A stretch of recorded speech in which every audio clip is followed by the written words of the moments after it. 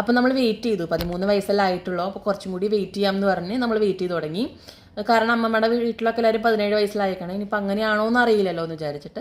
പക്ഷെ എന്നാലും നമ്മൾ വീട്ടു ചികിത്സകൾ തുടങ്ങി. അതായത് ഉലുവ വെള്ളത്തിലിട്ട് കഴിക്കുക, തലേദിവസം ഉലുവ വെള്ളത്തിലിട്ടിട്ട് പിറ്റേ ദിവസം വയറ്റിൽ കഴിക്കുക. അതുപോലെ തന്നെ എള്ള്, ചതകുപ്പ, മുതിര അതൊക്കെ കൂടി പൊടിച്ച് ഒരു ഉണ്ടയാക്കിയിട്ട് കഴിക്കുക.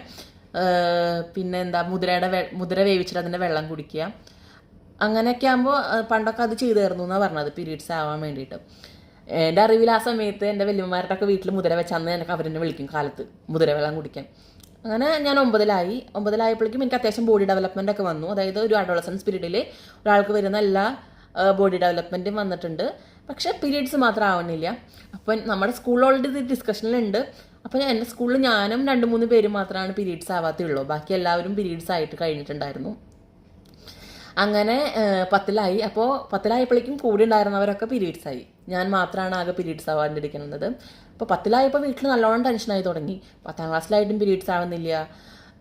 10-15 വയസ്സായി. അപ്പോൾ വീട്ടിൽ വെയിറ്റ് ചെയ്യാം, കുറച്ച് നാളും കൂടി വെയിറ്റ് ചെയ്ത് നോക്കാം എന്നൊക്കെ രീതിയിൽ അങ്ങനെ നിൽക്കുമ്പോൾ എൻ്റെ അടുത്ത കസിൻ പീരീഡ്സായി. കസിൻ എന്ന് പറയാൻ എന്നെക്കാട്ട് 4 വയസ്സിന് താഴെ. അപ്പോഴേക്കും വീട്ടിൽ ടെൻഷൻ്റെ മാക്സിമത്തേക്ക് എത്തി അമ്മ വല്യമ്മമാരൊക്കെ. ദൈവമീന് എന്തെങ്കിലും പ്രശ്നം ഉണ്ടാവുമോ, എന്താ ചെയ്യണ്ടേ, വെയിറ്റ് ചെയ്യണോ, ഇനി 10-17 വയസ്സിൽ നോക്കണം, നമുക്ക് ഡോക്ടറെ കൊണ്ടുപോയി കാണിച്ചാലോ എന്നൊക്കെ ചിന്തകളൊക്കെ വന്നു.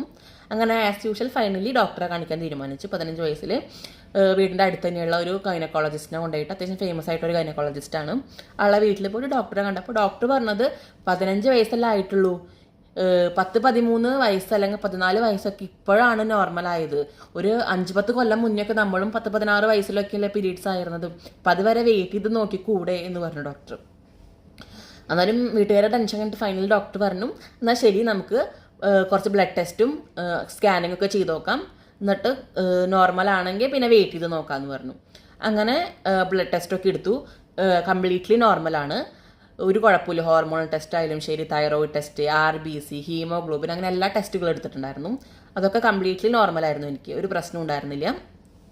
സ്കാനിങ്ങിൽ ചെറുതായിട്ടൊരു PCOD ഉണ്ട്, പക്ഷെ അതിന് മരുന്ന് കഴിക്കേണ്ട ആവശ്യമൊന്നുമില്ല.